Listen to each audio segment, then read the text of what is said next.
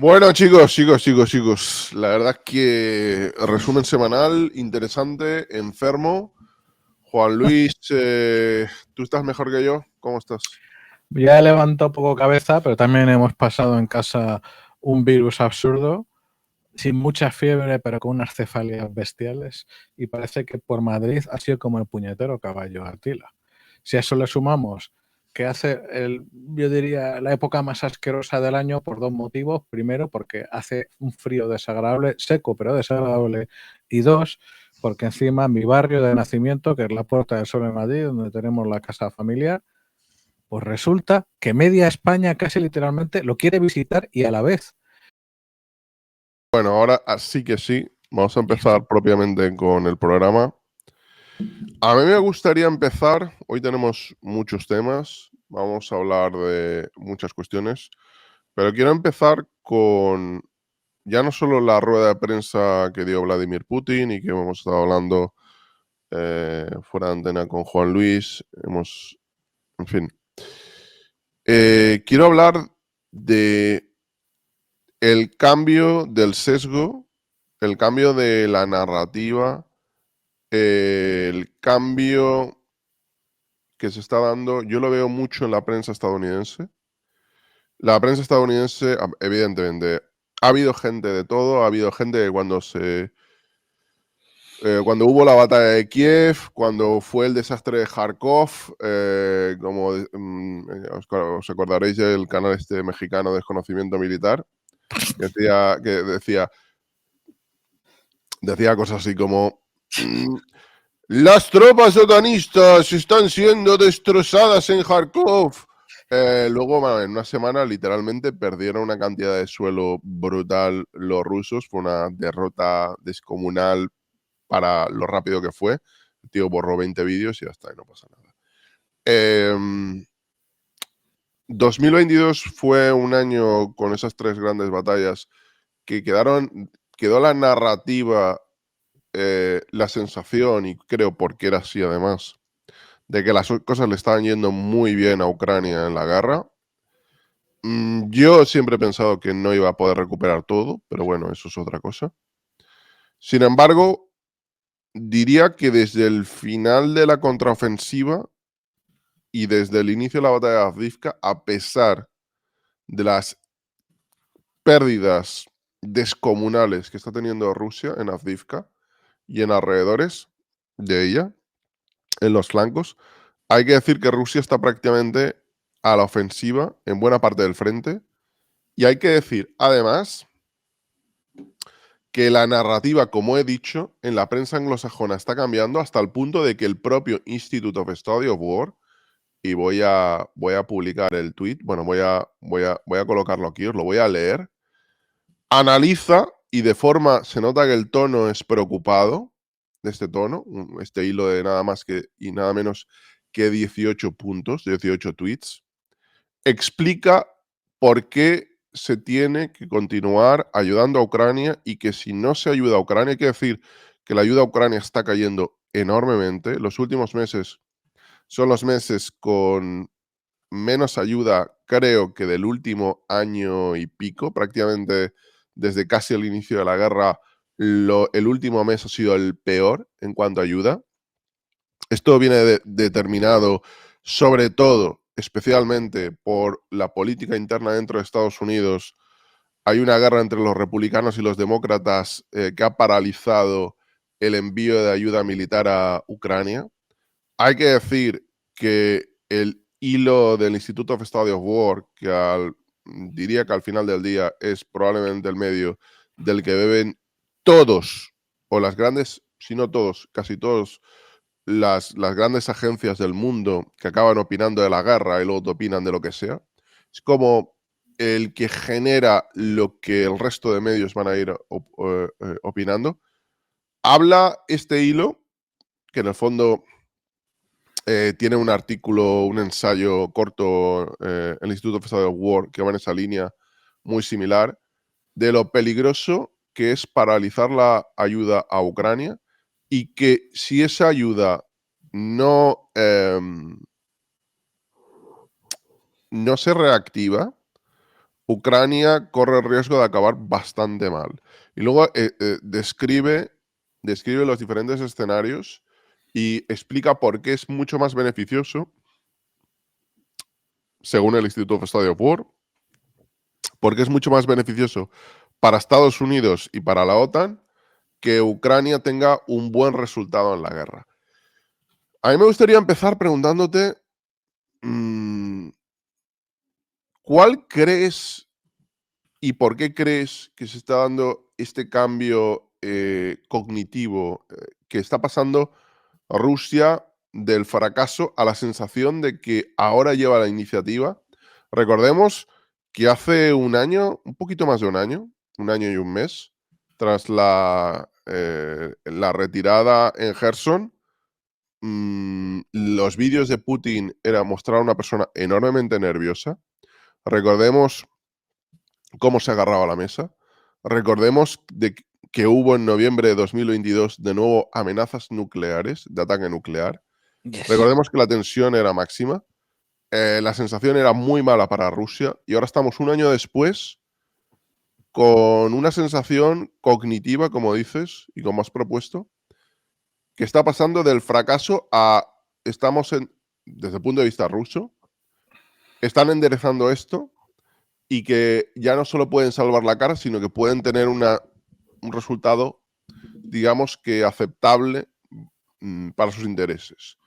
¿Cómo interpretas ese cambio, esa evolución desde el fracaso hasta cierto grado de éxito para Rusia?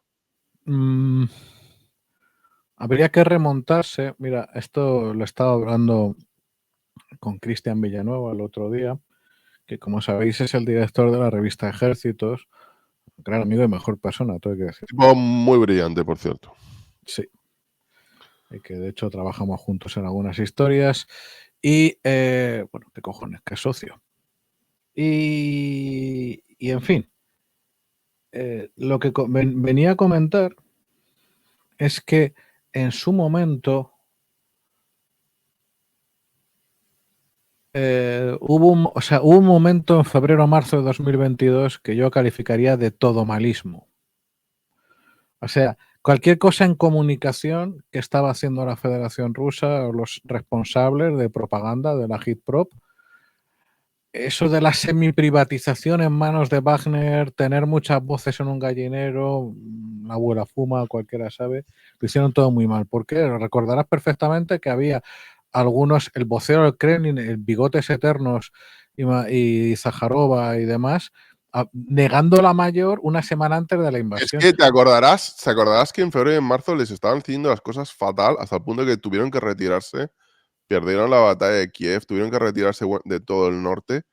Luego vendieron que había sido un gesto de buena voluntad. Luego la Claro, gente enloquecida en antes de España eso, contando películas. Es que la narrativa era toda disparatada. era todo malismo, pero además, cuidado, porque ellos decían que no va a pasar esto, o que era un rumor de la OTAN, que Rusia no agrede, cuando ya se habían saltado antes los acuerdos de Minsk 1, 2 y 3, así estilo Fosbury, y de repente agrede a tope de power, que luego ya... No, eso, perdón, tenemos que acordarnos de eso. Es que yo me acuerdo, la misma gente que dijo que Rusia no tenía otra alternativa que atacar, y me acuerdo perfectamente, una semana antes de la guerra decían que Rusia no iba a Eso es. atacar y Es que que eso era lo toda hablábamos tú y propaganda de yo. la OTAN. Y yo puedo entender, porque tú te acuerdas que lo hablamos 10 días antes, Exactamente. que no pensábamos que iba a atacar. Yo no Exacto. cambié de opinión hasta 3 días antes. Eso es. Pero lo que no puedes hacer es decir que eso no va a pasar y que es propaganda de la OTAN y luego una semana después de atacar decir es que no tenían otra alternativa. Coño, tío, me parece que hay una cierta incoherencia, ¿no? La explicación, porque hasta 2 días antes o 3, Sí, era creo muy que 3 delirante. días antes, decían que no iban a atacar, que todo era propaganda. No, pero Vamos, eso yo además creo tiene una que explicación cuanto menos parcial, que es que el plan de la operación especial lo conocían 4 y el del tambor. El gran problema y lo que ha salvado a Ucrania a la postre es que la gestión de esa operación la hicieron tan en secreto, exactamente nadie sabe muy bien por qué, porque al mismo tiempo tenían desde hace meses a los soldados acantonados en Bielorrusia pasando frío y vendiendo el diésel de sus vehículos y las piezas de repuesto, pero al mismo tiempo no se podía saber. Y claro, con ese nivel de conocimiento hay sospechas incluso que Lavrov lo supo relativamente tarde, lo supo ya entrado 2022, tuvo plena certeza, y desde luego hay bastante gente que es que estaba negando a la mayor eh, no por una operación que ellos tuvieran al cabo de la cosa, no, era evidente que creían en lo que decían. Y claro, ocurre eso. Ocurre también que tenían muy afinado las granjas de troll, esas que algunas personas se empeñan por motivos místicos en creer que no existen, y resulta que hay edificios localizadísimos conocidos por todos, fundamentalmente No, más no, pero en... a ver, que no nos cuenten películas, que aquí hemos estado hablando de coches literalmente hablando de coches, y han aparecido dos nicks a discutir entre sí por la guerra de Ucrania, hasta que uno al final ha convencido a otro en el chat, en una conversación paralela mientras hablábamos con virutas de goma sobre la Fórmula 1 y si iba a ganar Fernando Alonso. Que nadie me diga que esas dos personas, primero, que eran oyentes habituales, en fin, por supuesto que existen las granjas de trolls. Y tengo gente silenciada en YouTube y en shadow banning, no sé, 400 o 500. Claro, pero que son gente, que son algunos miles de personas, cuidado, ahora el tema lo hemos escalado fuera de la frontera de la Federación Rusa, que es un esquema muy trabajado, muy fino, que encima deriva directamente de la propaganda post-soviética y en su momento soviética, pero con las nuevas tecnologías. En otras palabras, cuando tenemos en cuenta la asimetría de que las redes sociales, entre comillas, occidentales, que son todas estadounidenses, ellos entran como Pedro por su casa, pero nosotros en VKontakte y tal no podemos, algo pasa ahí, ¿no?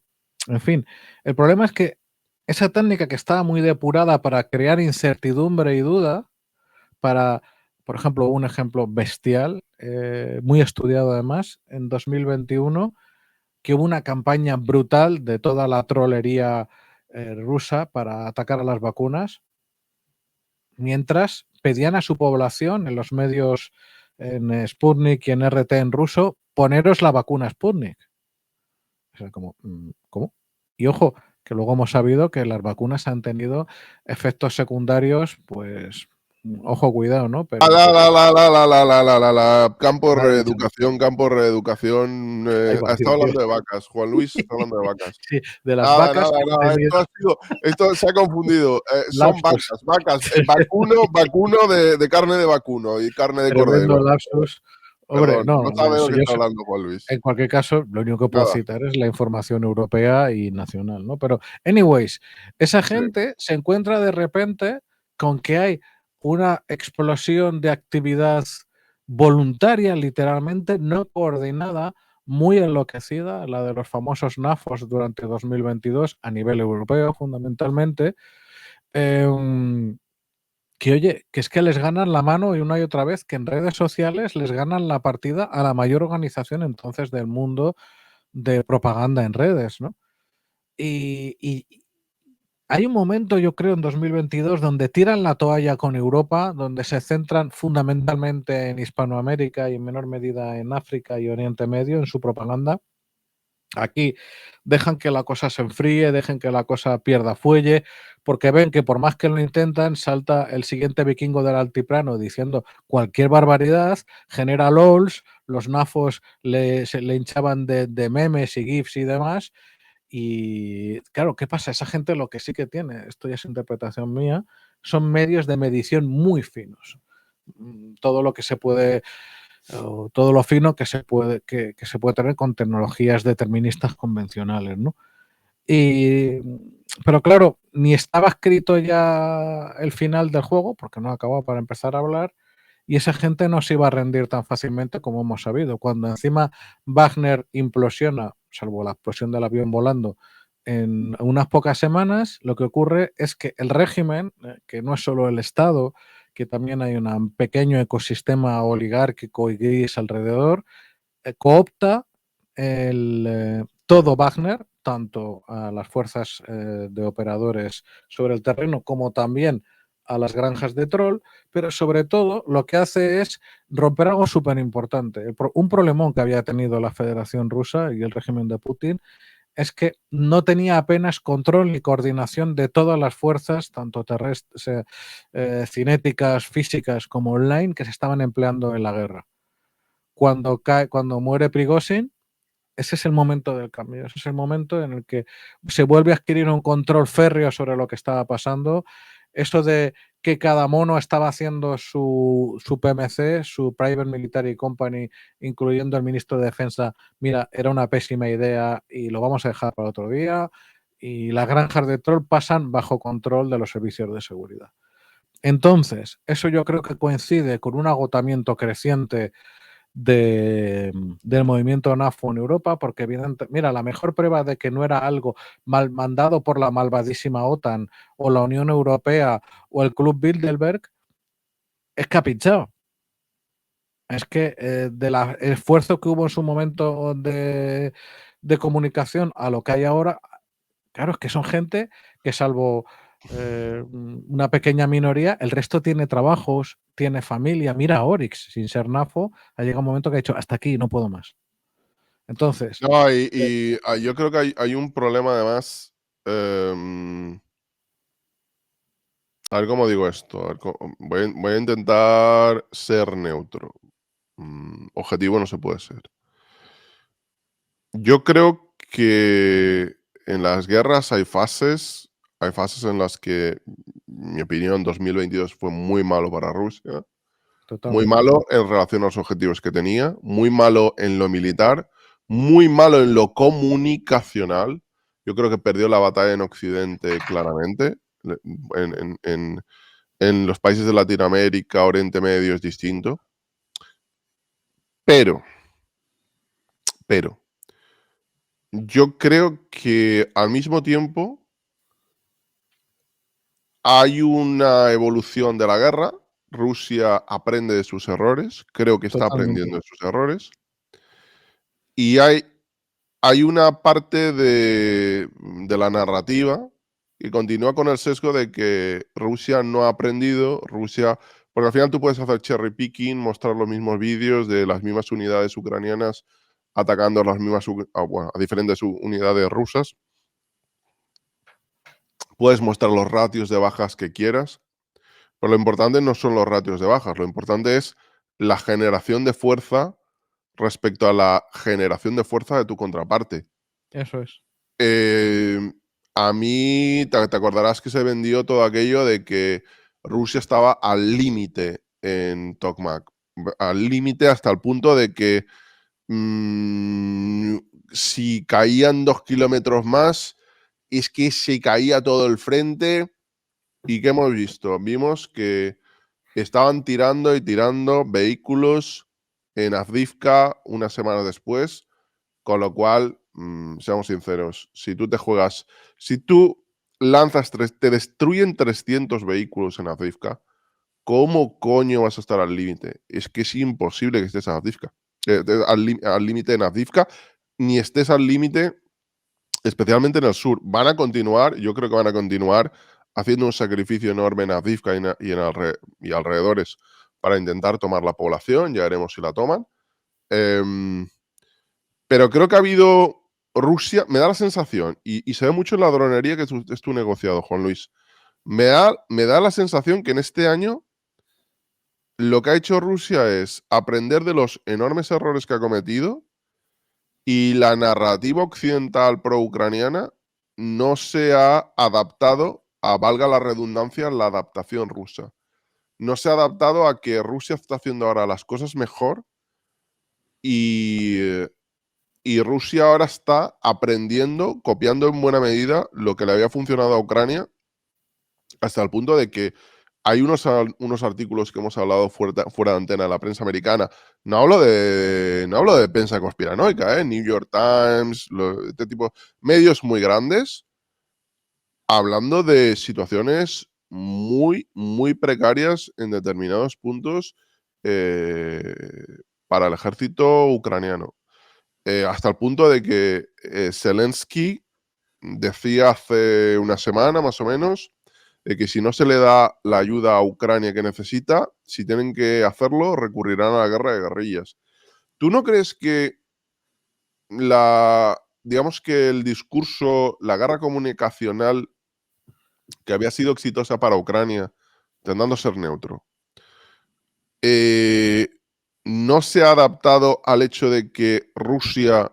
No se puede seguir vendiendo que Rusia está haciendo las cosas tan mal como las estaba haciendo al principio. Una cosa es que tenga bajas enormes, porque está haciendo un sacrificio por tomar una población como Avdiivka o Marinka. Marinka probablemente ya ha caído. Pero no se puede negar que ha aprendido. ¿Tú no crees que haya un problema en la comunicación de intentar seguir vendiendo que el ejército ruso no ha aprendido de sus errores? Yo creo que, o sea, te compro completamente la hipótesis de la falta de adaptación occidental. Eso es una cosa en el debe monstruosa. Entre otras cosas, pero he comentado antes de los NAFO. Los NAFO cubrieron el hueco que estaba cubriendo de manera insuficiente nuestro viejo sistema de comunicación.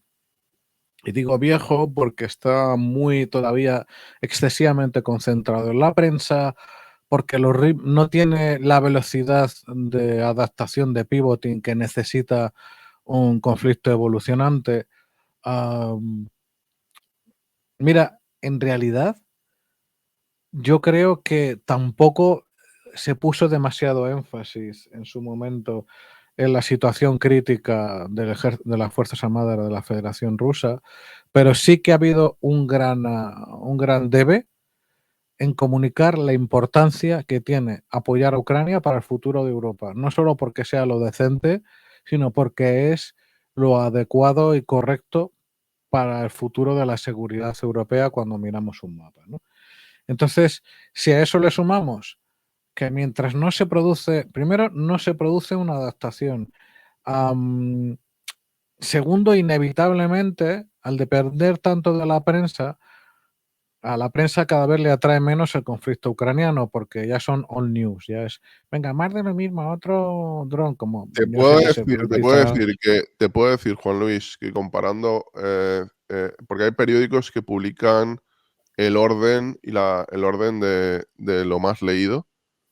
La guerra de Ucrania a día de hoy en los medios europeos, ya no digo que es secundario, es terciario o, vamos, Es que es, parece que no es algo europeo, ciertamente. es algo que ya prácticamente no existe. Tiene que Totalmente. montarse algo muy gordo para que atraiga al público. Y en Estados Unidos, tres cuartos de lo mismo. No, y es que en Estados Unidos encima ya empiezan año de campaña, con lo cual ya todo se lee en clave de política interna.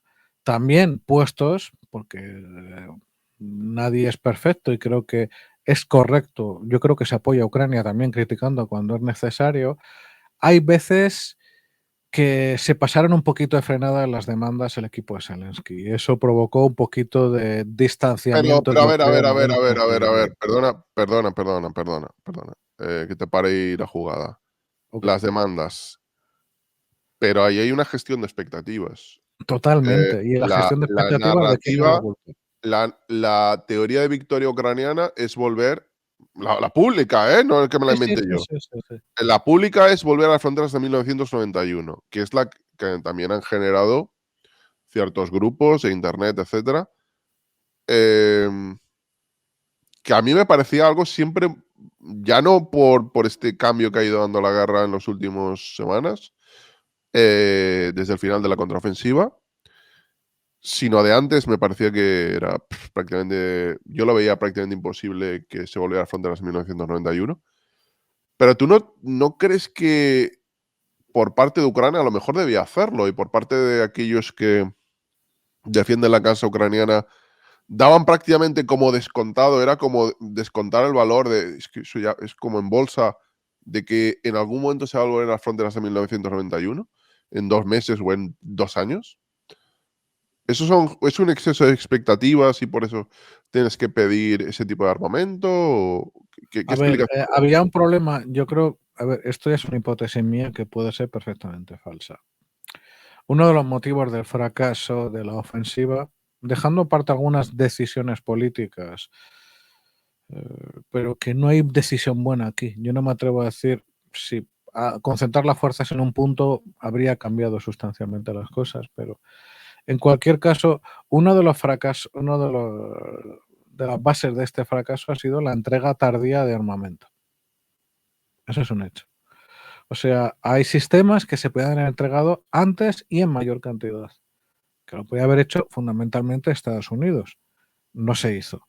No se hizo, no por dejadez, no por desidia, por supuesto no por maldad, porque cualquiera de estas razones habría sido ahí te las apañes, sino por miedo a un descalabro, un colapso ruso que a su vez condujera a un terreno incógnito donde el uso de armamento no convencional empezara a verse por Moscú como una opción.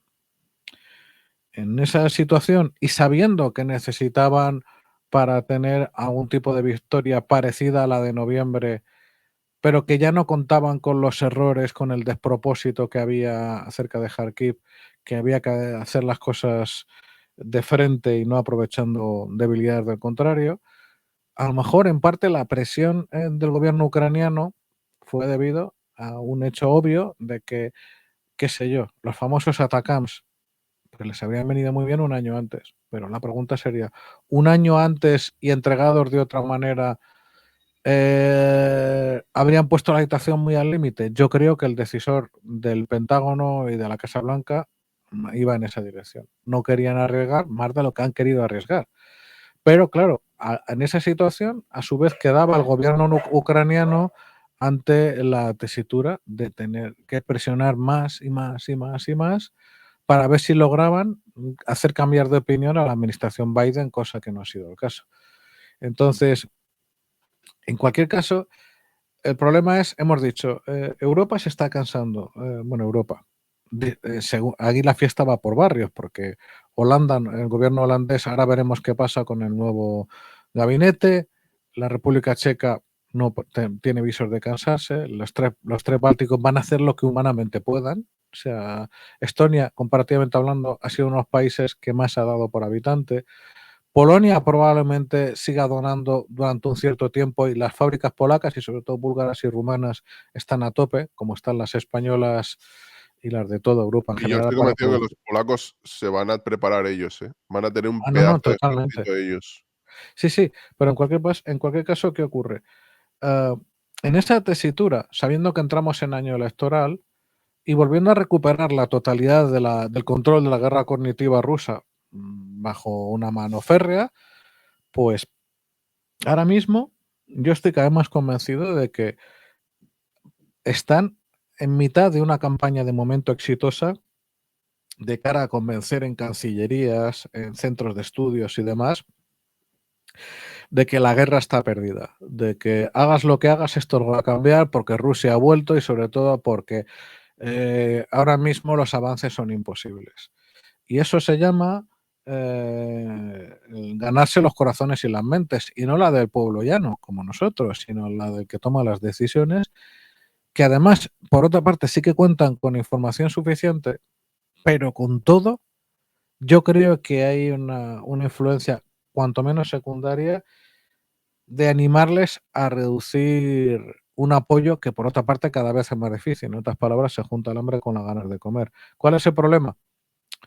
Pues que tenemos una estructura de organización de la narrativa, de organización de la comunicación y de la lucha contra la desinformación que no está a la altura del desafío, que no emplea tecnología razonablemente moderna para poder reaccionar en tiempo y forma. Y por lo tanto, ahora mismo ya no es solo lo que está pasando o deja de pasar en el frente.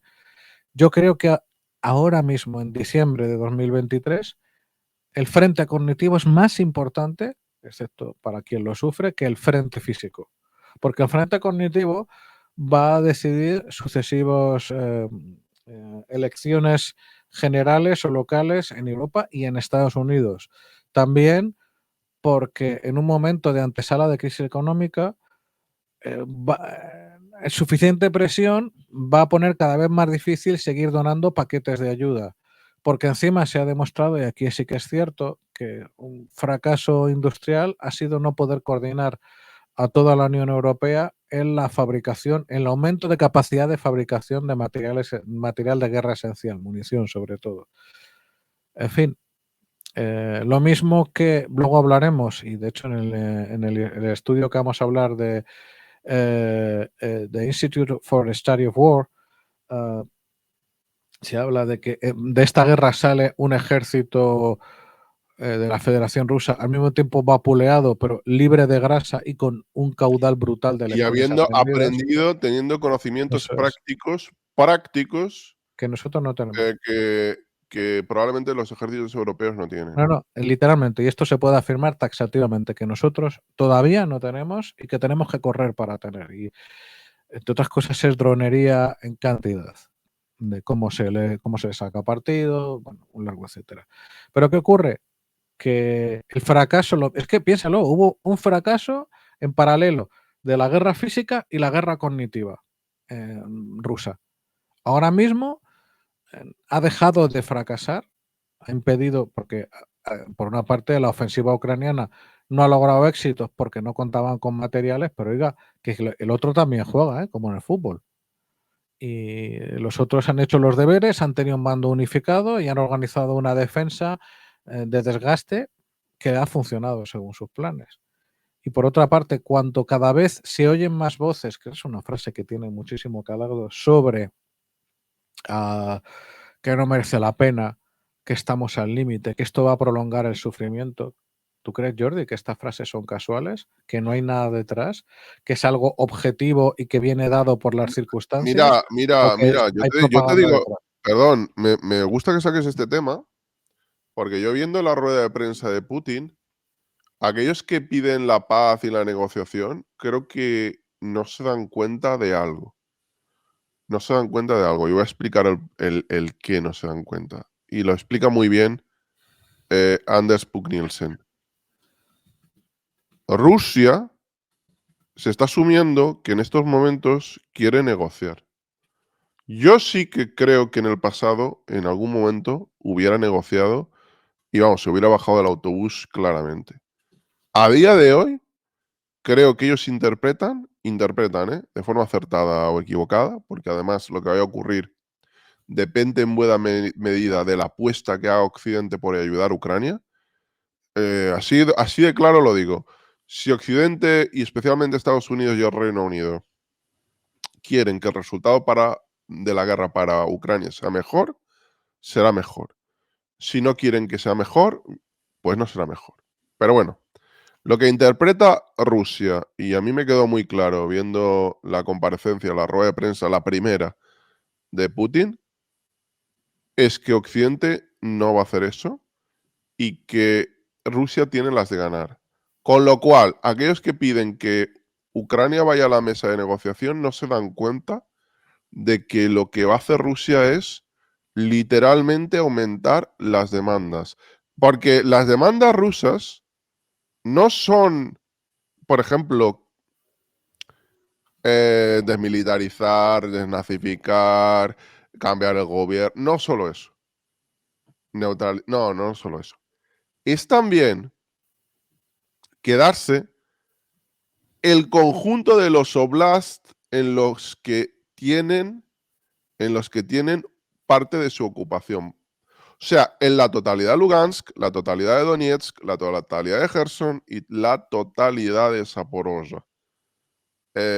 Chicos, de esos oblasts, excepto Lugansk, les queda por conquistar mucho. Significaría que Ucrania tendría que ceder más aún.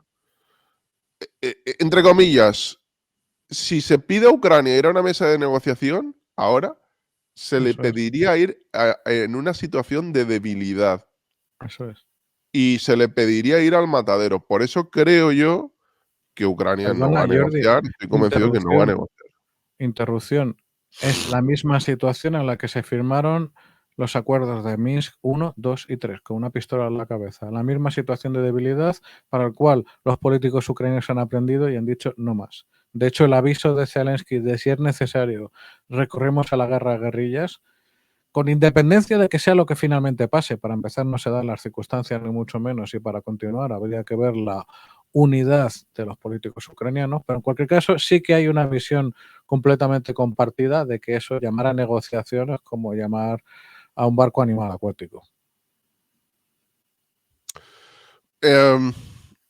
Me gustaría preguntarte además por algo que lo hemos hablado fuera de antena. Estamos ahora en una guerra de desgaste. Estamos viendo que en Avdiivka los rusos han perdido nada menos, se dice pronto, 300 vehículos. Es una barbaridad, es una barbaridad. Veía además, viendo el recuento de Andrew Perpetua, que los ucranianos habían perdido en algún momento bastantes barcos, entiendo que debía ser en el Dnieper, lanchas o algo así.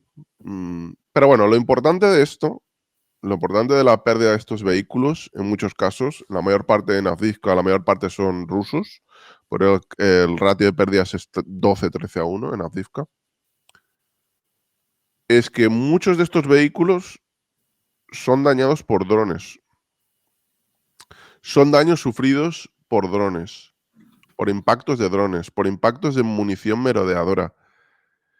¿Cómo puedes explicar, y siendo experto en este negociado, que los drones sean capaces de dañar a un vehículo de combate de infantería o a un tanque? ¿Y cómo es posible? Y luego te preguntaré sobre cómo se está recuperando, y es algo que han hablado mucho en la prensa americana, la industria dronera rusa, que parece que está fabricando con ayuda iraní a niveles estratosféricos, ¿no? Con una ventaja en estos momentos de número de drones bastante elevada frente a Ucrania. Pero empecemos por la primera pregunta. ¿Cómo es posible que un dron, yo tenía entendido que no podía dejar fuera de combate, no digo destruir, hacer volar por los aires, pero no podía dejar fuera de combate a un tanque, a un vehículo de combate de infantería? ¿Está pasando eso? Totalmente. Y hay que separar, vamos a explicar. Un vehículo de combate de infantería de origen, sobre todo soviético, en esta guerra no es que lo deje fuera de combate, es que lo puede generar un daño catastrófico, especialmente algunos modelos, casi con cualquier medio contracarro. ¿Por qué? Y déjame que te interrumpa antes de que empieces con la...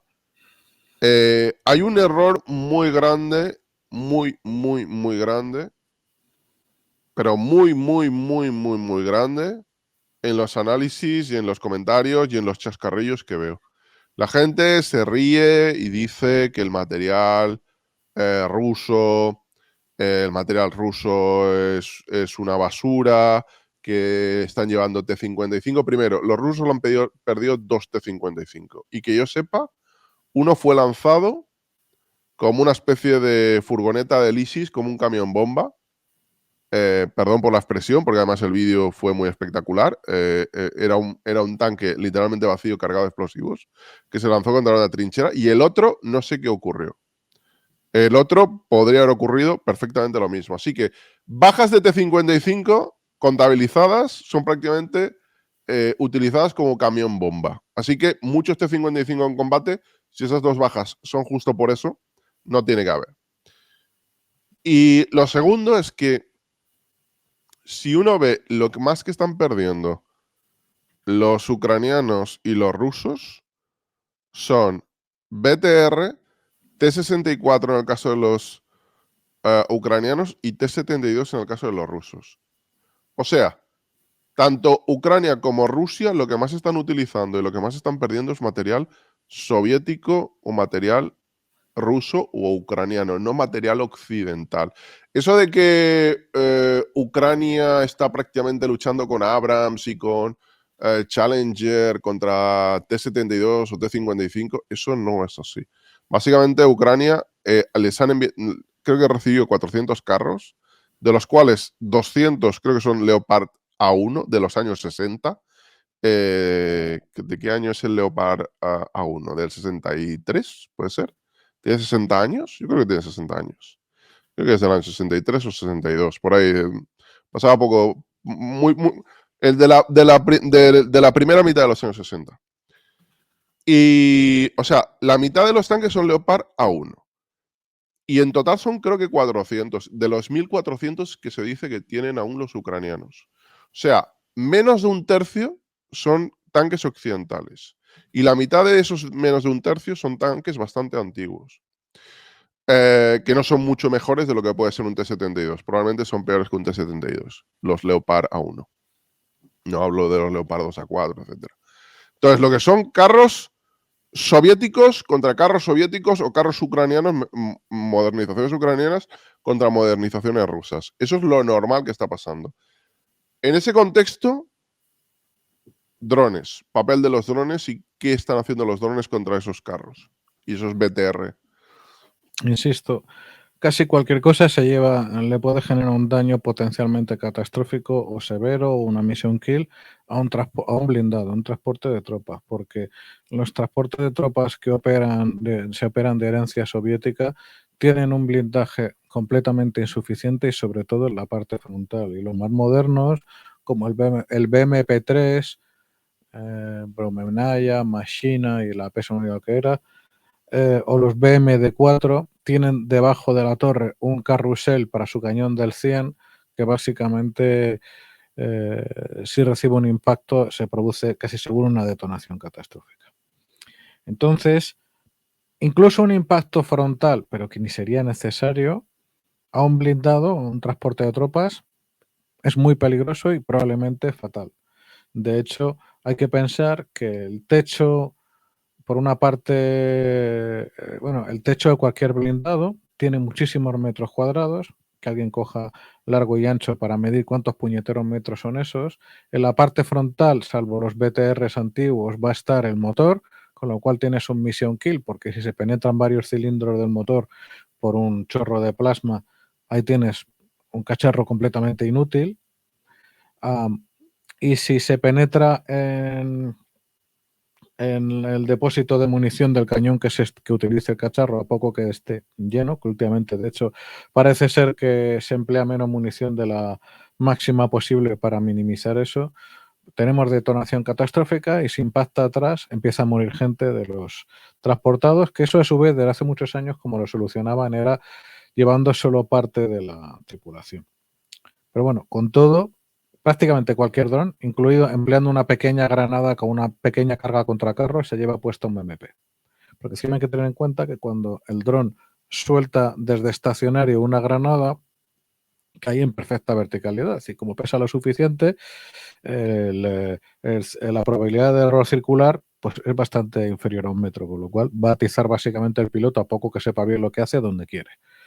Después, los carros de combate, es que mira, hay un problema que ha seguido hasta este año y hasta hace relativamente poco, que es, yo lo he discutido fuera, o sea, bueno, de hecho hay un artículo mío en la Revista General de Marina de junio hablando al respecto sobre el complejo del juguete. Se pensaba que como es algo, se identificaba con un juguete culturalmente, un juguete no mata, ¿verdad? A menos que sea el niño pequeño y se trague el soldadito. Entonces, eso ha impedido durante mucho tiempo categorizar intelectualmente el peligro de estos aparatos sin pensar que en su modificación.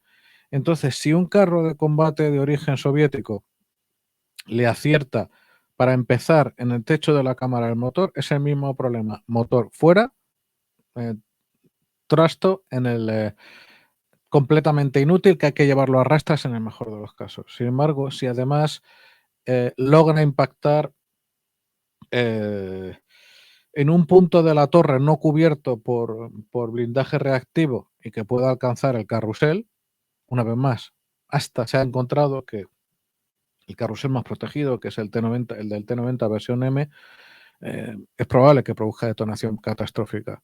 Es muy sencillo. Una granada de los famosos RPG que veréis en los videojuegos, los RPG-7. La granada se llama PG-7V o V2. Puede penetrar, tiro de memoria, 220 milímetros, un poco más quizás, de acero homogéneo laminado. Vale. Entonces, desde hace décadas los carros de combate están pensados para resistir mucho más que eso en el cono frontal y a nivel. Digamos, en el frente, 45 grados a la izquierda, 45 grados a la derecha. Lo habéis visto, imagino que al revés, por la especulación. ¿Qué ocurre? Un misil es un arma semiparabólica con algunas excepciones. Un misil va a acertar al carro de combate de manera directa donde le pille desde la salida donde está donde está situado el puesto de tiro. El cambio dramático que tienen estos drones OWA o FPV modificados es que puede girar en torno al carro, volar muy despacito si no se interrumpen las comunicaciones y golpear en el sitio más adecuado, con una precisión centimétrica. Entonces, ¿dónde va a golpear?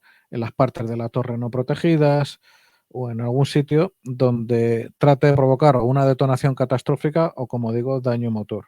Pero ¿qué pasa?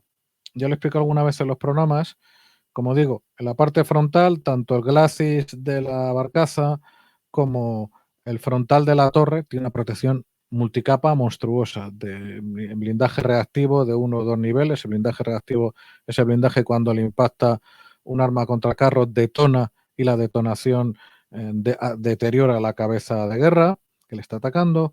Tiene material compuesto cerámico, de diferentes metales, plástico, etcétera. Pero ¿qué pasa? El techo, tanto de la cámara de motor como de buena parte del vehículo, tiene un blindaje de 30 milímetros. Eso lo penetra hasta una granada de anticarro, ¿se entiende? Claro, una granada PG-7, que es una cosa, pues me voy a echar un poco para atrás para que se vea. Es una cosa, solo la granada así entra donde tú quieras, en la vertical. Y por lo tanto, encima, como esas granadas son baratísimas, estamos hablando de que podríamos decir perfectamente que hay un coste inferior a los $150. Como se tienen montañas de ellas, como ahora ya se dispone de montañas de drones FPV y con decenas de miles de pilotos, contando inhibición, contando fallos de pilotaje, ponte que en zonas particularmente chungas acierte o sea, hay un 15-20% de éxito, se calcula. Ok. ¿Y? O sea, ya se sabe que en zonas muy calientes del frente los blindados no se acercan a menos de 5 kilómetros, porque las probabilidades de ser destruidos son demasiado grandes. Y además, en cuanto reciben el primer impacto y saben que es dron, abandonan el vehículo y salen corriendo. No es porque sean cobardes, porque no sean suicidas, saben que van a morir si no. Pero claro, es que esto lo podemos extender a piezas de artillería con tal de que el dron alcance, y ahí yo diría que los rusos finalmente han hecho madurar un sistema que no tiene equivalente ucraniano de momento, que es el Lancet famoso, o la dupla del Lancet y los Orlan, y que también se llega a ocupar de barcos ribereños, de barcos de río que van por el Dnipro. Es que cuando a estas alturas que alguien no se tome en serio esa amenaza, bueno, pues es una persona que no sabe de lo que está hablando. Sí puedo decir que ya la conciencia es generalizada en Occidente. El problema es que la velocidad de reacción es la que es. Tú fíjate, en fechas recientes están saliendo noticias belgas y algunas iniciativas particulares ucranianas de dotar algunas unidades con escopetas. Con escopetas, pero ¿eso qué haces? Si no tienes otra cosa, como recurso de último momento para tener una oportunidad, Con en vez de... escopetas, joder, perdón. Pero claro, pues, si, coño, tú eres de pueblo, como yo me paso los veranos en un pueblo. A los pájaros, a las perdices, a las palomas no se les tira con una carabina o un rifle, se les tira con escopeta porque sale una nubecica de perdigones, ¿verdad? Pues esto es lo mismo. Si el infante lo que tiene es un fusil de asalto, acertar a un blanco que de frente es como un puño, ni aunque sea buen tirador. Sin embargo, con una escopeta a lo mejor tienes una última oportunidad, pero de momento es un tema que está en mantilla, fíjate, después de 20 meses. En cualquier caso, para resumir y terminar este tema por mi parte, solo estamos al principio de esto. Cuando el año que viene o cuando ya mismo están aumentando sin cesar las cifras de producción, se está industrializando, están perfeccionando las tácticas y las doctrinas por parte de los pilotos, están mejorando los equipos de comunicación. De momento, la ventaja entre el atacante y el defensor ha crecido a favor del atacante, para los dos casos, sobre todo cuando el atacante está en posiciones defensivas. Entiéndase, atacante y defensor, el atacante que usa el dron, el defensor que se defiende del dron, pero ese usuario del dron, ¿vale? Puede estar utilizándolo en operaciones ofensivas o en defensivas. Para ofensivas no son tan buenas, porque la ofensiva inevitablemente exige movimiento y el dronero se protege ante todo con el camuflaje, por no decir enterrándose. Y eso no se hace, no es compatible con el movimiento. ¿Me dejas que te muestre algo? Yes. Danos tu opinión sobre algo que se ha generalizado y hasta que los israelíes literalmente ya lo han incorporado también. Danos tu opinión sobre esto.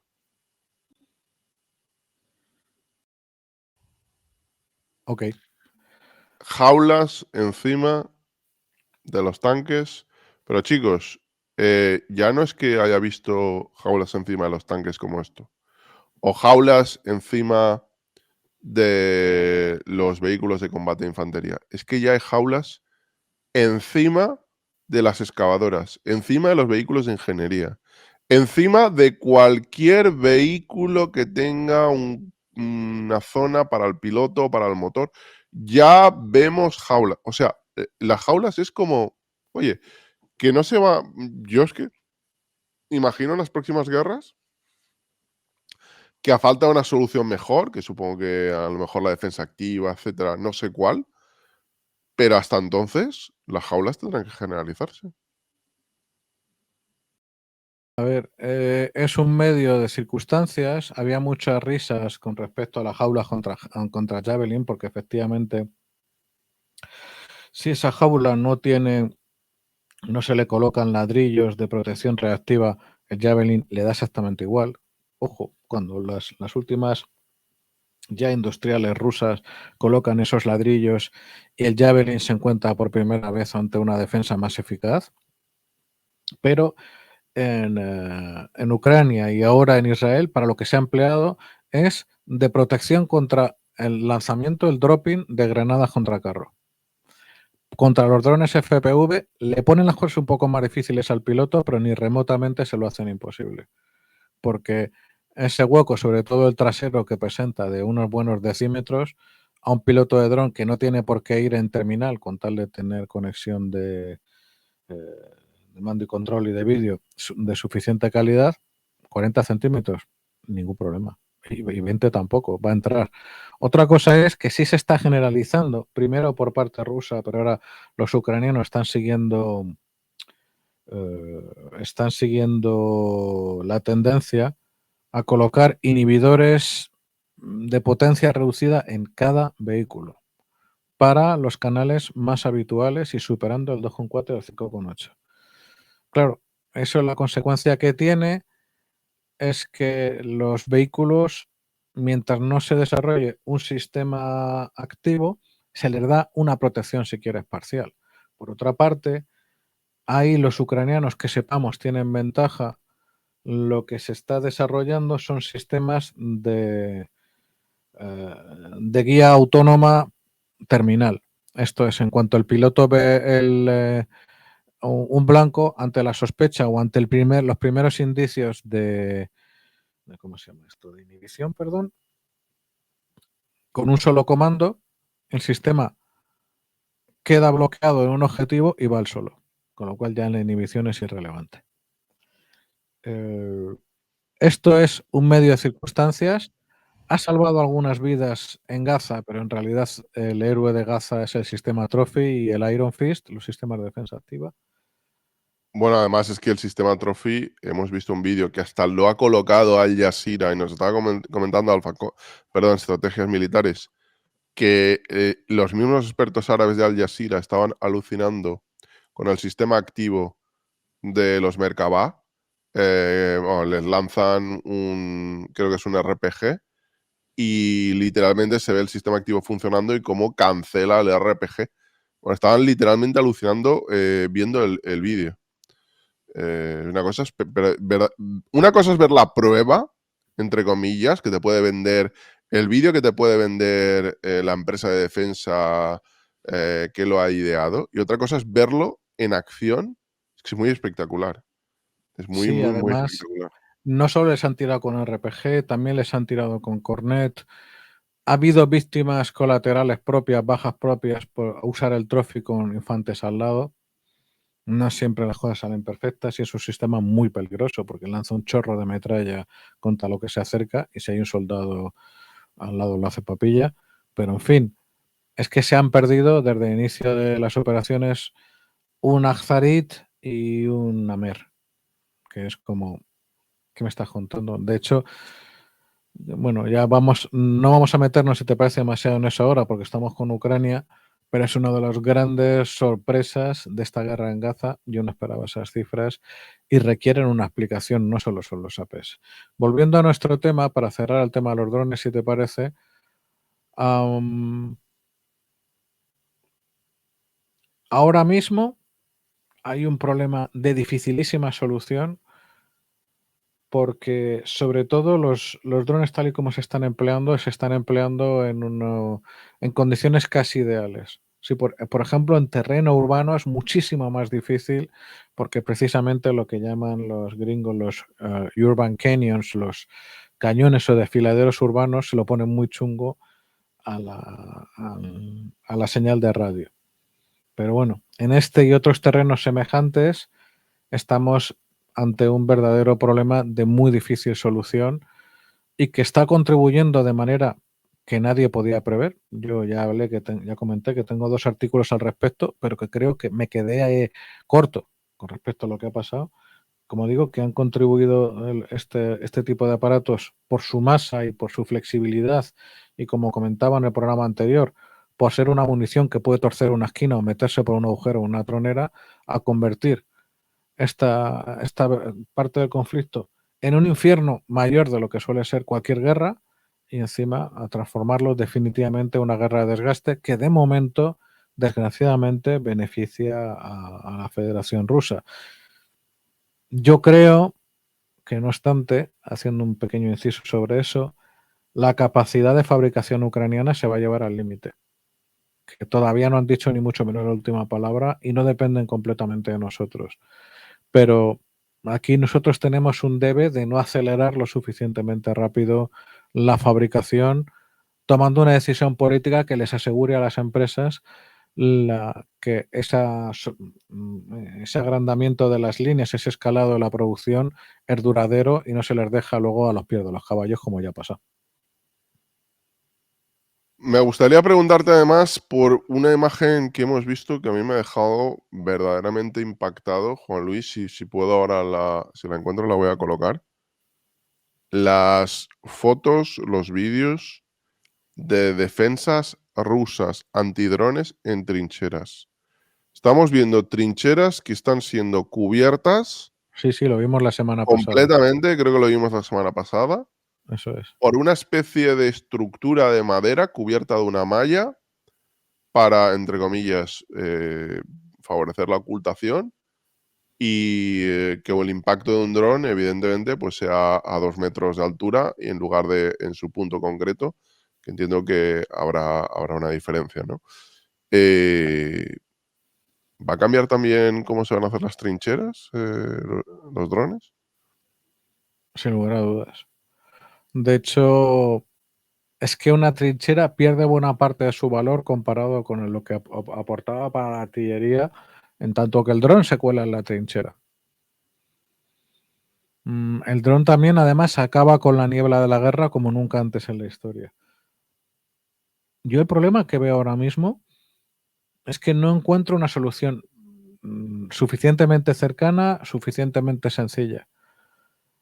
La defensa se ha quedado tan atrás que lo que se sabía hacer, las trincheras, es una parte de los recursos de castrametación, de construcción de defensas o puntuales o permanentes de un territorio para impedir que avance el adversario, ¿no?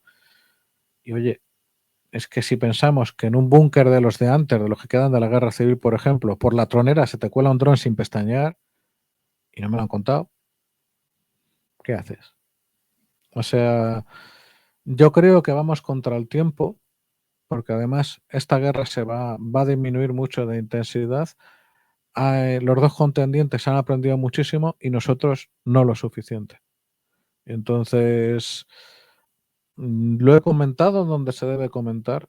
Ahora mismo es el momento cada vez más urgente de que desde el Ministerio de Defensa y desde el Ministerio de Industria, de Interior también, y los recursos de las comunidades autónomas, se apoye el desarrollo de un ecosistema de empresas que desarrollen y vendan sistemas de defensa contra drones en España. Porque la ventaja que tenemos en este sentido es que, comparado con otros dominios o subdominios, otras familias de productos, es que ahora nos hemos quedado todos atrás sin excepción, incluyendo los israelíes, que parece mentira. Fíjate, tú que vamos, este que es tu negociado, el ejército español, yo espero que esté tomando buena nota de la importancia de los drones y de la adaptación que hay que tener con los drones y de que invertir en drones, aparte de que es mucho más barato que invertir en otros sistemas, es mucho más efectivo. Y que como no estés en el juego, literalmente lo vas a pasar muy mal. Muy mal si hay un conflicto.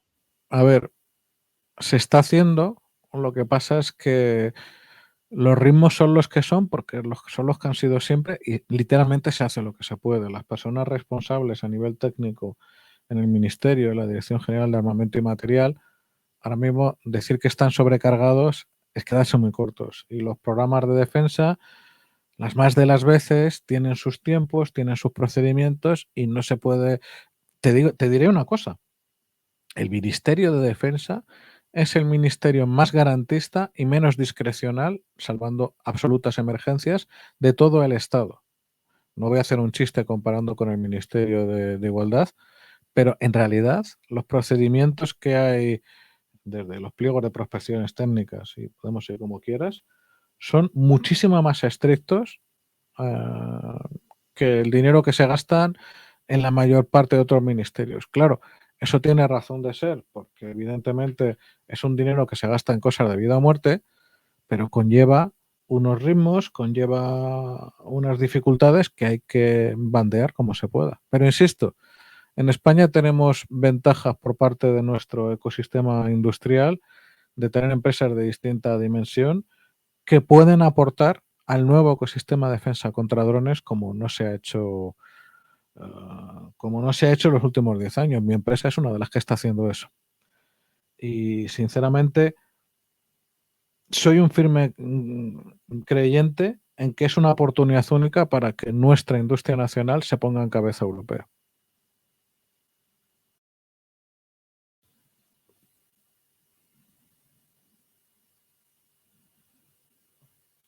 Juan Luis, no sé si quieres Dígamelo. comentar algo más de la guerra. Bueno, quiero una pregunta más antes de pasar a Israel y luego ya leeremos las preguntas de los oyentes.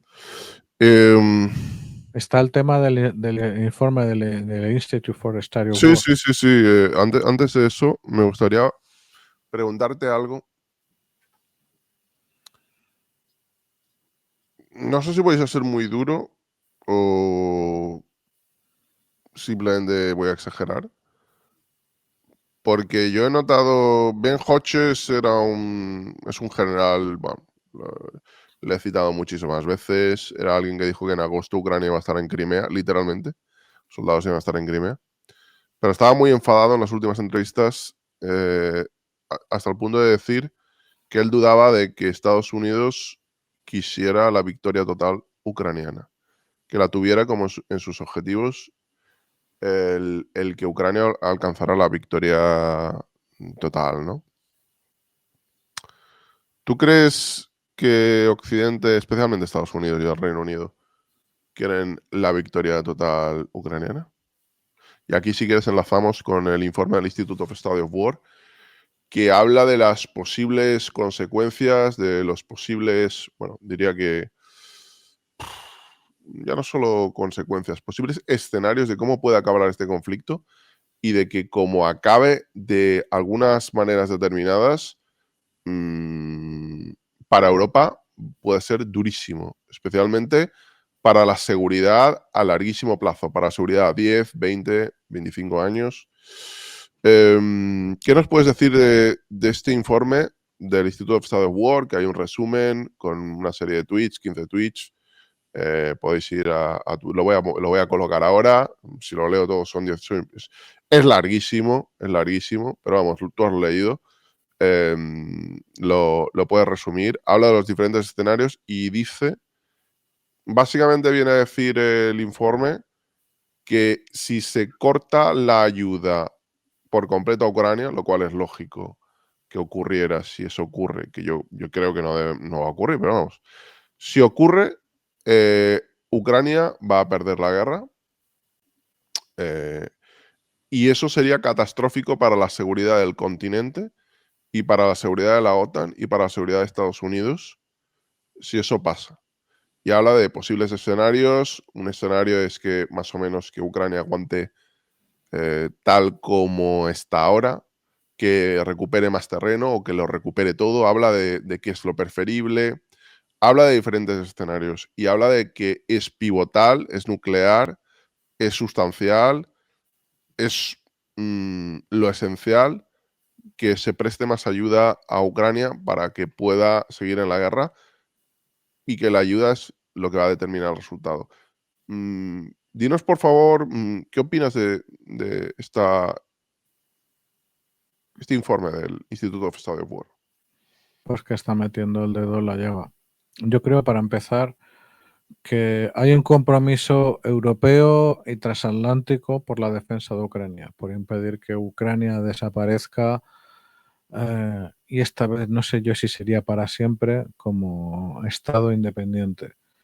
Porque te digo una cosa, si el régimen de Putin se sale con la suya y ocupara todavía una mayor superficie de Ucrania, incluso la práctica totalidad, incluyendo Kiev y Kharkiv,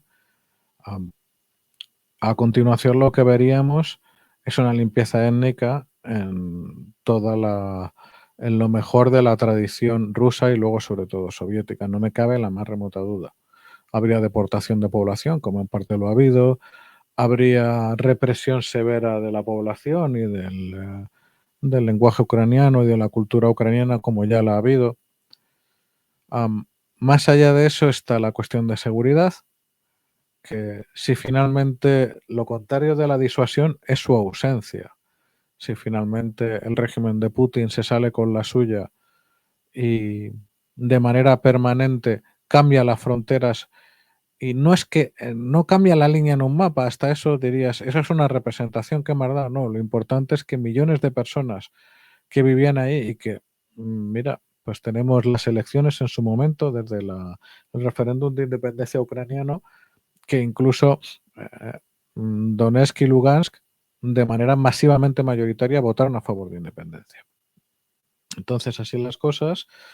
El problema de esto, por una parte, interno, es que millones, bastantes millones de personas, las que quedan allí todavía, pues en el seno de nuestra Europa consentiríamos que quedaran bajo el yugo de un régimen opresor, que eso para toda Europa, después de la Segunda Guerra Mundial, aprendimos que eso no puede volver a pasar. Bueno, pasó con Prusia Oriental, por ejemplo, expulsando a la población alemana que vivía un milenio allí. Pasó con las sucesivas limpiezas étnicas que se llevaron a cabo del año 45 al 48 en Europa del Este, pero eso ya se supone que había quedado atrás. Si volvemos a las andadas, todo el pasado oscuro vuelve contra nosotros y no se puede permitir. Ahora, el problema es qué precio se paga. En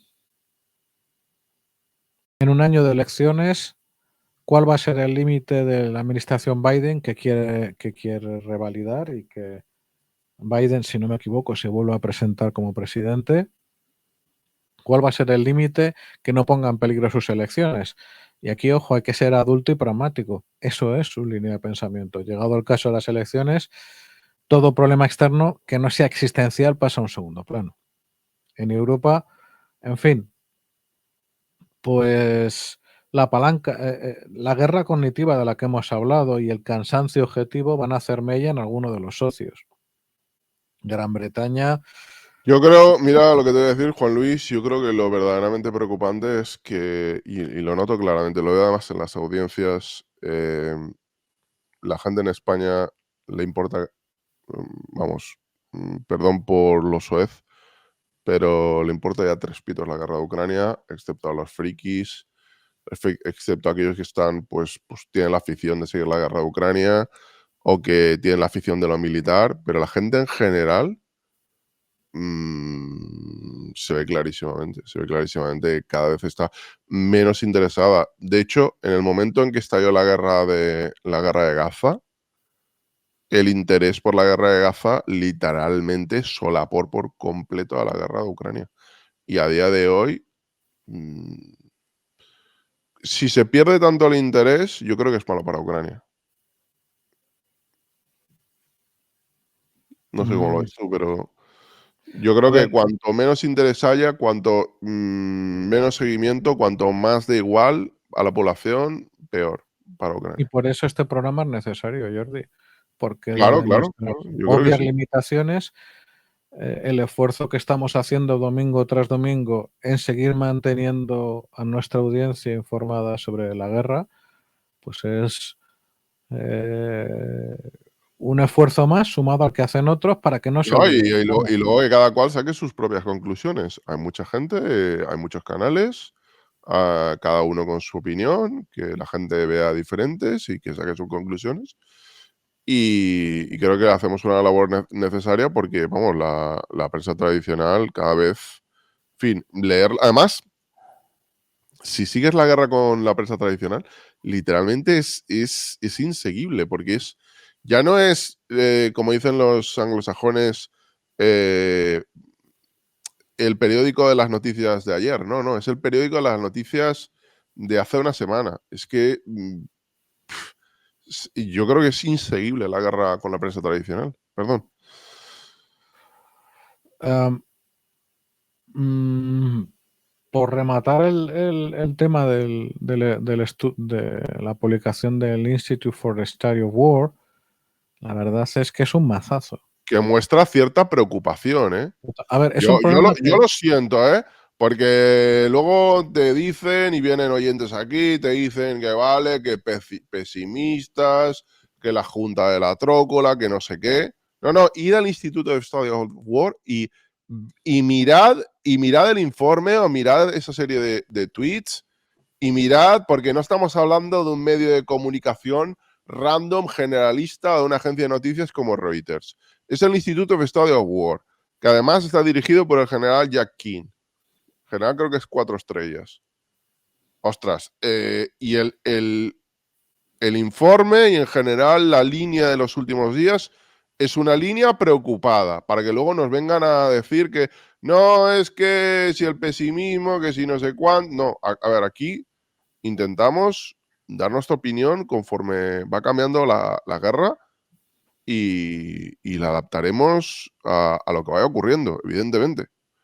Pero vamos, totalmente.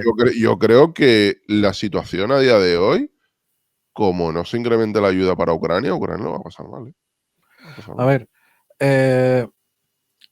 yo diría que más que incrementar, que actualmente no sé cómo se puede hacer, desconozco qué puede hacer cambiar de opinión a la Se ha acordado administración mucho, Biden. Juan Luis, porque si se ve Hola, el hola. flujo, se ha cortado mucho la ayuda, el flujo de dinero y luego los envíos. eh, si son ciertas las noticias y si son ciertos los volúmenes manejados, uf, Mira, es que hay que separar. Para mantener el nivel de defensa ucraniano durante bastantes meses, me voy a mojar y diría que es suficiente. no, no, para eso sí. Lo que no pueden es construir una nueva contraofensiva Es que a lo o mejor pasar al en más de ataque. un año no es posible, ¿eh? O sea, a lo mejor hay que aceptar que si no se da, si no se produce un cambio sustancial en el apoyo material a las fuerzas ucranianas, otra operación como la que hemos vivido, hasta dudaría mucho de su sentido, porque en los meses que pasen, que vamos a pensar que las fuerzas rusas van a dejar de fortificar y aumentar las defensas en todo el frente. Estamos locos. Si algo pueden hacer con total comodidad es seguir levantando línea tras línea, línea tras línea, línea tras línea, porque tienen los recursos para ello. Fíjate, hasta te diría que la industria ucraniana puede proveer a la nación de recursos casi suficientes para la defensa. El problema que hay es que esto es política interna. El Partido Republicano Norteamericano ya está en campaña electoral, porque para el Partido Republicano hay dos elecciones. Está la FETEN, la objetiva, pero está también quién es el candidato. Entonces, posicionarse para quién va a ganar las primarias y qué equipos se forman ahora mismo es esencial. Si lo piensas, lo que han mencionado para bloquear los presupuestos, que no vamos a apoyar mientras no se cierren las fronteras con México, pues eso tiene en tercero en ningún sentido más allá de la campaña, de la pre-campaña electoral. Bueno, Y además que no han congelado la ayuda a Israel. Había dos paquetes, uno para Israel y uno para Ucrania. El de Israel no lo han hecho depender de solventar los problemas fronterizos con México. totalmente. El de Ucrania sí. Porque, hombre, pues evidentemente la alianza es diferente, nos guste o no. Eso es un hecho. Querer decir lo contrario. A ver, también diría una cosa. Yo creo que es necesario, creo que es positivo apoyar a Ucrania y yo en mis modestísimas posibilidades lo he hecho hasta ahora. Una cosa es que sea positivo, una cosa es que sea necesario y otra cosa es que sea obligatorio. Porque las naciones y sobre todo sus gobiernos toman decisiones, equivocadas o no, pero las toman en momentos determinados. Y hay que pensar una cosa. Mira, por ejemplo, Y en el ahora, mismo país, en España, hay partidos que no están de acuerdo con ayudar a Ucrania o y mucho militarmente. me temo que las próximas semanas Canal Red se va a poner a tope pidiendo el fin de la ayuda a Ucrania. Aquí A queda ver, a ver, a dicho, ver, ¿cómo es eso? El canal Red, ¿estamos hablando del canal del señor Iglesias? exactamente. Me puedo equivocar, ¿eh? Solo son rumores y pueden no concretarse, pero yo creo que sí es posible que bueno, o sí estoy de acuerdo con esos rumores que conforme se vaya enfriando, porque se va a ir enfriando la operación en Gaza, pues necesitan otra cosa para mantenerse en el candelabro o ir saltando de gran tema en gran tema hasta las elecciones europeas donde se presenta la exministra Montero. Y entonces, como digo, hay bastantes rumores que apuntan a visibilizar la necesidad del apoyo, de romper el apoyo a Ucrania para que acabe la guerra y esas cosas de personas de moral indudable por inexistente. Pero vamos, de momento no se ha producido. Sí se ha producido que el gobierno de Orbán en Hungría pues lleva jugando con este tema mucho tiempo y de hecho ha paralizado parte de la ayuda a Ucrania. Porque como requerimos en la Unión Europea la unanimidad, el gobierno eslovaco, el gobierno recientemente elegido, no va a dar más apoyo bélico a Ucrania, sí humanitario. El gobierno checo sí, porque tienen un presidente, yo diría, a la altura de las circunstancias. Pero fíjate una cosa, um, un solo ejemplo, ¿vale? El misil contra carro con más éxito en toda Europa es la familia Spike, que está en Europa, se fabrica por el consorcio Eurospike Gemeinschaft, que es un consorcio alemán que lo fabrica bajo licencia israelí, pero en su momento el gobierno israelí dijo eso no se puede exportar a Ucrania. A saber si cambian de opinión después de los bonitos favores que ha hecho Lavrov recibiendo a la cúpula de Hamas como honrados hombres de Estado.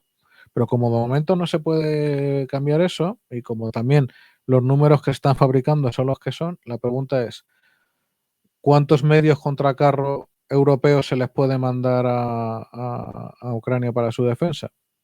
Por limitados, porque ya se les ha mandado bastante lo que se ha podido y desmantelar más las reservas de guerra ya no es una opción, porque la OTAN se está preparando para defenderse. Porque lo que dice el estudio ese hilo que está basado en un estudio, sí, del Institute for Stereo War,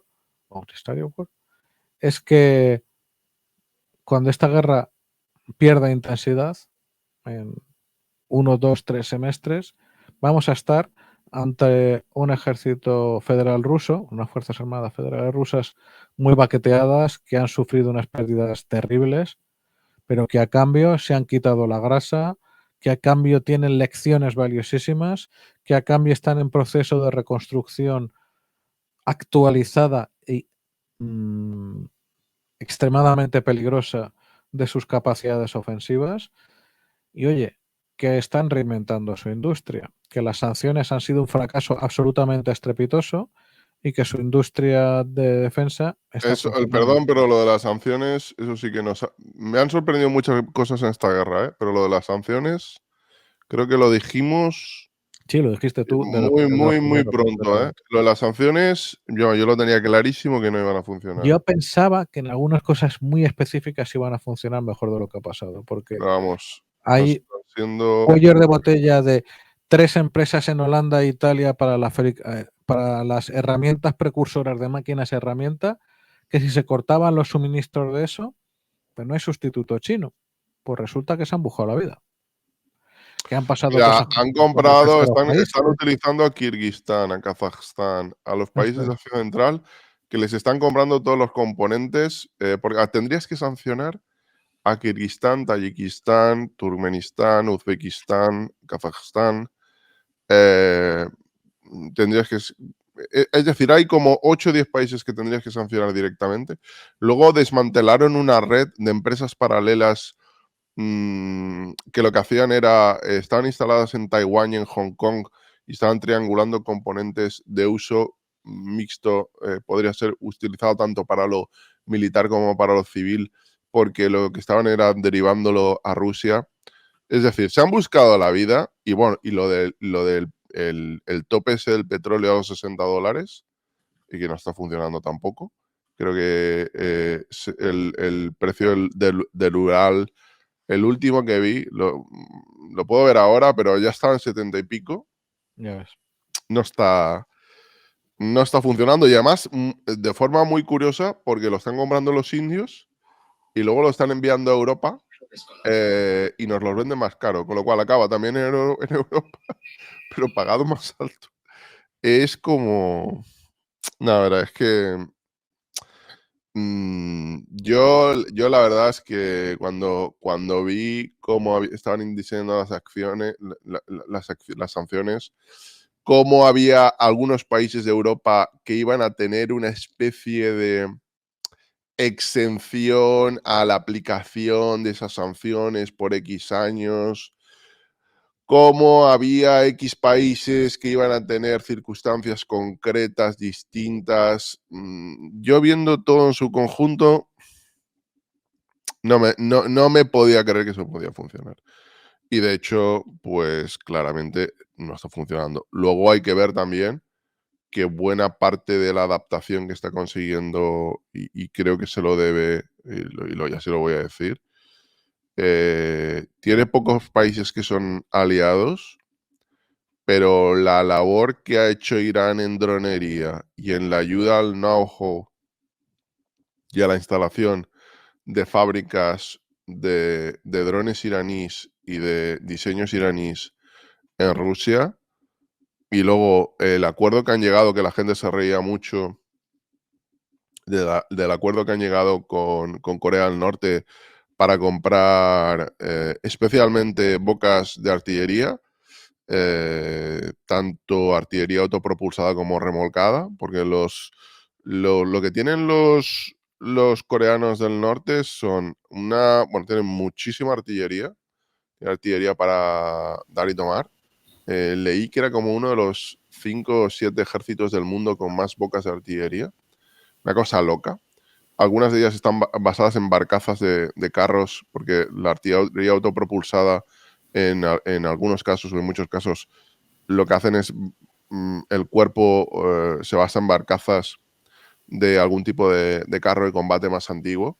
Se basan en carros chinos más antiguos y parece ser que han llegado a un acuerdo de que ya les han suministrado más de 1 millón de proyectiles y les están suministrando, parece ser, si es cierto lo que se dice, tubos de tiro, más piezas de artillería.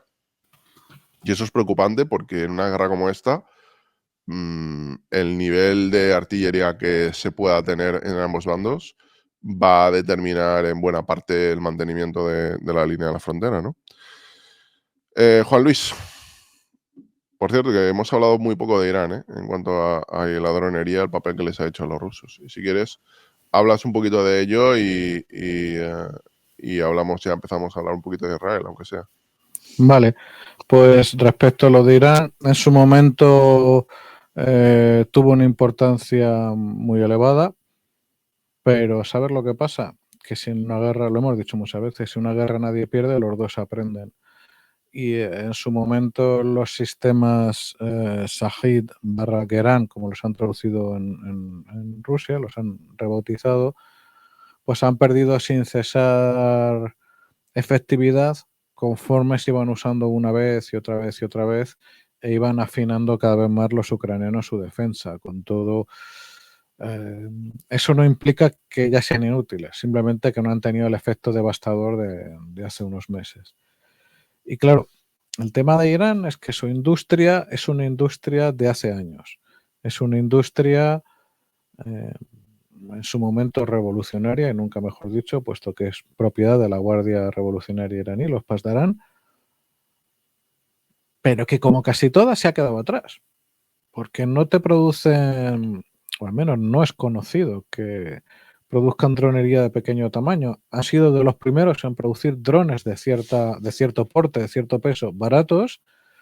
Eso ha marcado tendencia. Los ucranianos en fecha reciente, algunas startups, world startups ucranianas, están poniendo en el mercado productos extraordinariamente baratos y de una eficacia no muy inferior a un gran.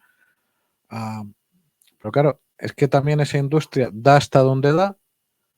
No está claro que hayan suministrado otro tipo de producto en cantidad. Me refiero fundamentalmente a cohetes de medio y largo alcance. Y yo creo que la industria iraní, bueno, que se sepa, no va a haber, no apunta a que dé nuevas sorpresas. Que hay un acuerdo de intercambio importante. Yo creo que aquí ambas partes van a salir, desgraciadamente para nosotros, muy beneficiados en el futuro, porque van a aprender unos de las lecciones de Y otros. una cuestión, Juan Luis, se habla mucho de lo que ha obtenido Rusia, pero a mí me gustaría saber exactamente qué ha obtenido Irán. Pues dineret, Aparte de acceso, dinero, claro. claro, acceso a probablemente, ahora mismo no lo recuerdo exactamente, pero creo que están en conversaciones avanzadas para mejorar sus sistemas antiaéreos, que es lo que más le preocupa. Va a introducir ese, no sé, no estoy seguro si se va a llegar al S500, pero sí seguro al S400. Y finalmente renovar su fuerza aérea, que no renovaban desde hacía la Intemerata. O sea, tú piensas que los F-14 de casi finales de la guerra de Vietnam es el interceptor más avanzado que sigue teniendo la República de Irán. Cuidado, simplemente que vuelen esos aparatos es un prodigio, es un mérito asombroso que habla de las capacidades de esos ingenieros. Pero Me coño, recuerdo los coches esos cubanos que son Cadillacs de los años 50 y que los van arreglando. totalmente, pero es que es el avión de combate mecánicamente más complejo que se ha fabricado jamás. Y sigue volando el cabrón de él, cuando los americanos lo han retirado hace más de una década. Entonces, por lo que van a sacar, efectivamente, al menos es defensa aérea, probablemente renovación de su fuerza aérea y veremos qué otros sistemas, porque hay un tema que no hemos tocado mucho en este programa, que es la debacle internacional de la industria de armamentos rusa. Ya venía en decadencia en la última década porque iba perdiendo terreno respecto a otros competidores más rápidos, más ágiles, que producían sistemas más adecuados para nuestros tiempos. Pero para empezar, pues se ha tenido que poner al servicio de la nación, pero para continuar, una y otra vez ha demostrado que sistemas muy pintureros en tierra, mar y aire, pues han dado un resultado muy inferior a lo que se esperaba. Y claro, habiendo competencia china, que en casi todos los ramos produce sistemas más avanzados, habiendo cada vez más competencia turca, los franceses levantando la mano para vender lo que sea, cuando sea y a quien sea, pues suma y sigue, tenemos unas circunstancias por las cuales la industria rusa, yo acabo de decir que ha recibido una esperada modernización, está ahora mismo generando productos que van a dar muchos quebraderos de cabeza a nosotros, pero al mismo tiempo no veo fácil la reversión de esta tendencia. Es que date cuenta, es que las imágenes de carros rusos no pudiendo dar marcha atrás, cosa que se sabía, pero cuando lo ves en guerra es otra cosa, porque su marcha atrás es demencial y tienen que mostrar la parte trasera y dar un giro de